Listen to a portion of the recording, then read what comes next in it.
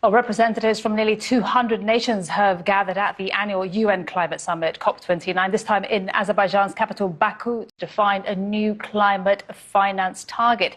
Now, the focus of the summit is to replace the previous target of $100 billion a year, which will expire next year.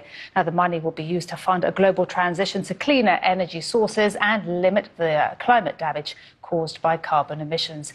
A fresh draft of a climate deal proposes concrete options to raise funding for poorer countries, but some donors are reluctant to promise large amounts of public money. I ask you to look beyond borders, beyond flags. The fires that devour your forests, the hurricanes that shatter our homes are not distant misfortunes, but shared tragedies. What we endure, you endure. What we lose, you lose. And if we fail to act, it will be our children and grandchildren who bear the burden, their dreams reduced to memories of what could have been because of what we have saved. Well, while the global north has faced some scathing criticism at COP29, Turkey has announced an ambitious strategy for climate crisis mitigation. And this plan involves short and long-term measures. TRT World's diplomatic correspondent Hassan Abdullah has more.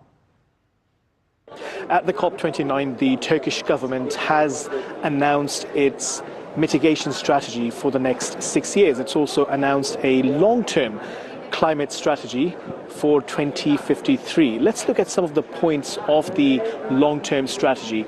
Turkey aims to generate nearly half of its energy by 2053 through renewable sources. At the moment, that figure stands at about 17%. It's also looking at increasing the share of nuclear power to around 30% by 2053. When you look at the carbon emissions, the Turkish government again has set some very ambitious targets. So, for example, it says that by 2053, it seeks to have 93% emission reduction when it comes to the cement sector, 99% emission reduction in the iron and steel sector, and 100% emission reduction in the fertilizer sector. When you look at the buildings and construction sector, for example, the government aims to, by 2053, cut emissions and take them down to nearly zero. Also, some other ambitious targets. So, for example, when it comes to the transportation sector, by 2053, the aim is to have all the trains in the country electrified. Now, when we look at the broader summit, the most contentious issue that stands out was the issue of financing. There are a number of global south countries have been complaining that the developed countries have not lived up to their pledges, the financial pledges they had made to help the developing countries. Also, they were talking about the attitude that's coming from some of the developed countries, saying that those developed countries are behaving as if they are giving charity to the developing countries, when in fact these developed countries are the biggest polluters in the world. And some of the delegates here said that the developed countries need to pay for the damage they have done to the climate.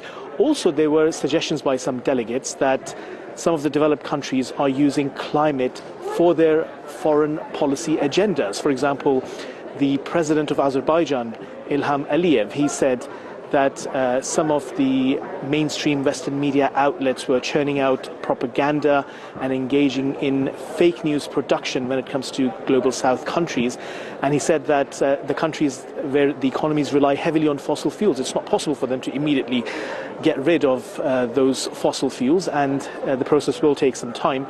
But he did say that some of the developed countries whose development trajectory was actually based on fossil fuels, they are now trying to use what he called climate politics against the global south. All right, let's get